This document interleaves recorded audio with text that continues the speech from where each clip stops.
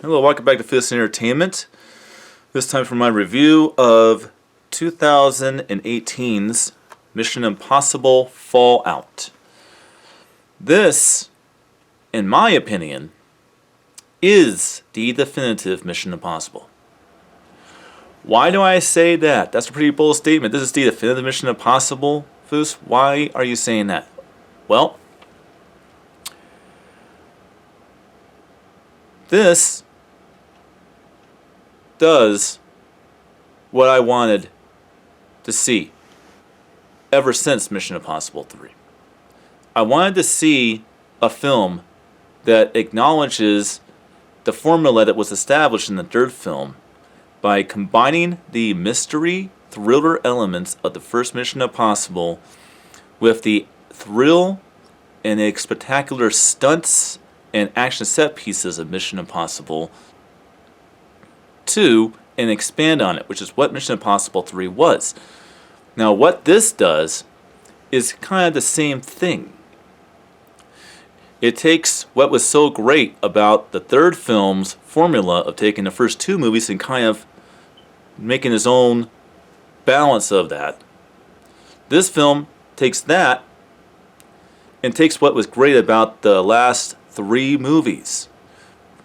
Take back. The last two movies. Look what was great about the last two movies, which of course is the insane, bat-ass crazy stunts that Tom Cruise does in Ghost Protocol and Rogue Nation.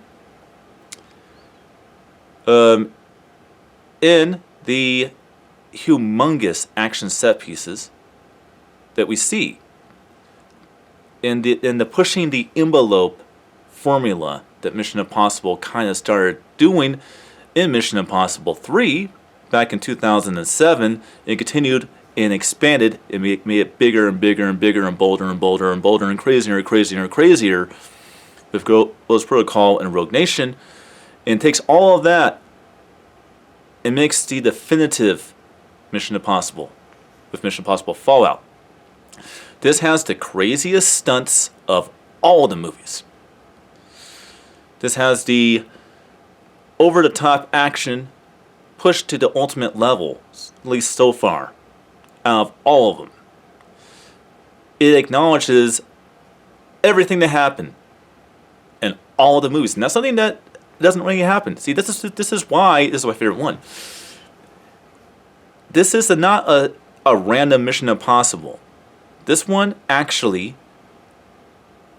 is the stub in which all the branches, or I say the final branch out of a stub, and it kind of combines with all the other branches around it. This is a sequel to the first film and acknowledges characters and events that happened in the first movie with another subsequent character. It also acknowledges all the importance of the third film. And it acknowledges, obviously, the fifth film.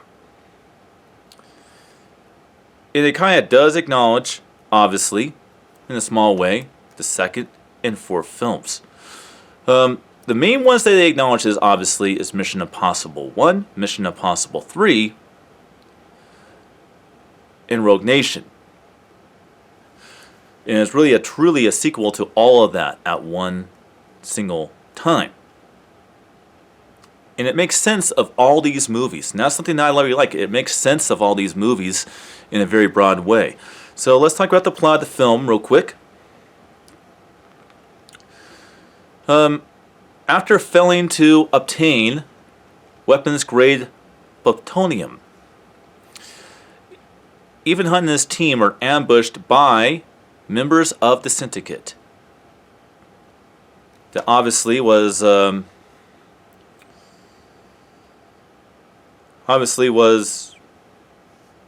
the mastermind Syndicate from the previous film.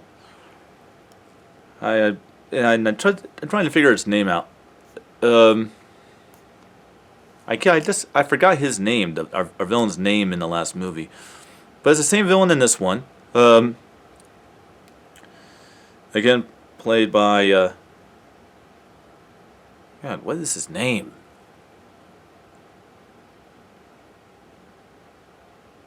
Alright. I believe I got our villain's name from the last film. That's why I didn't mention it in the last review. But you guys know who I'm talking about. And again, of course, played by Sean Harris. And basically, they lost the weapon grade plutonium because Ethan Hunt would not let Luthor die. Would not let Luthor get killed by the disciples from the Syndicate. And they play a coup with a scientist to develop the weapon grade plutonium and is helping the Syndicate. I'm making him to believe that they succeeded. And obviously, he hacks in the guy's phone by acquiring the password, by manipulation, and discover where they need to go. And of course, the new CIA director, I don't know what it is about the CIA directors in this movie. It seems like they had to be convinced by Hunt and his team that our badass, crazy, reckless behavior works for your benefit. And you should just shut up and let us do our job. But something that's a trend in these movies, especially Ghost Protocol, Rogue Nation, in this film, is whatever new CIA director happens to be around in the movie thinks of Hunt and his team as childish and wants to destroy their lives, wants to go ahead and throw them in the garbage because they just think that they could do better or something like that. Well, they let Hunt go on his mission to try to reacquire the plutonium and send this CIA operative, played by Henry Cavill, who's a hard-hitting CIA agent. And of course, this guy's fishy. This guy's very fishy. There's something weird about this guy. You just can't trust him. But he's there for the ride. And they try to obtain who they think is probably obtain the ability to Camille and assume the identity through obviously the facial recognition software they have of making face masks and stuff like that to infiltrate. When it comes to this terrorist by the name of John Lark, who basically has a direct line to go ahead and get the weapon-grade plutonium, which brings us to where it harkens back to the first film. The arms dealer Maxine in the first film is dead, but her daughter is pretty much a broker for them to get the weapons-grade plutonium. So after failing to attain the face of John Lark to infiltrate, Hunt takes a gamble and a risk by assuming that this the daughter of our villain in the first film, who was just really just a London near woman who basically just has ties to criminal organizations. He plays a hunch that she has never met John Lark, and then he obtains half of the weapon-grade plutonium. And then the team gets ambushed when and they get ambushed after they break out our villain from the previous film, because that's what it takes to go ahead and get the connections. They have to break him out. And so they do that. They break our villain out from the last film. I just really wish I could remember his name. And then we find out that Henry Cavill's character actually is John Lark. And he is a mole within the CIA. He is actually a mole within the CIA organization. An agency. So basically, Hunt chases him to find out that not only is he, working with our main villain, and he pretty much took over the syndicate, he's a force to be reckoned with, and he's pulling strings in the CIA and trying to frame Hunt and all that stuff, he also discovers that he's the guardian of his wife that he left behind and put into hiding. And basically, he's like, Come after me, I'll kill her. And then, of course, the climax of the film ends up with them going to some remote location in the Alps, in Europe, to where he runs into his wife, who has been remarried, obviously, and all that, and finds out, and they have to find not one but two nuclear weapons that are on a dead timer to go off that is going to destroy like oil or something. I forget what it is, but it's going to do a lot of damage and irreversibly alter the world. And they have to find these bombs and do the impossible. They have to go ahead and simultaneously, at the same time, cut the wire, and at the same time, Hunt has to get his hand on the detonator and turn a knob. And this is where it gets back crazy with the craziest. And this is even cool with the way that they did it. This is all done in IMAX. It goes back and forth between IMAX and CinemaScope in this movie.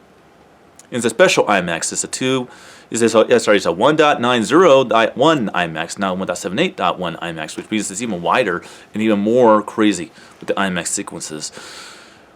Hunt has to climb up a rope high up in the air, get into a chopper, and then start playing bumper cars with another chopper while trying not to run into terrain. Trying to get the dead switch so that he can, save the world. He does, obviously, and that's pretty much it. Now I have to make this very quick, because then we have like 1 minute here, because I'm limited to 13 minutes here, so let's make this very quick. Quality, both in CinemaScope 2.5, both in CinemaScope 2.4.1 in IMAX 1.90.1. The audio is in Dolby Atmos, and it is insane. It is very, very intense, just like the last film, even more intense in some areas. The picture is very well balanced, just like the last film, and that is pretty much all there is to say about Mission Impossible Fallout. I'm sorry it took a long time for this one, but this was a great movie to watch. And I'll see you guys next time for The Bourne Identity.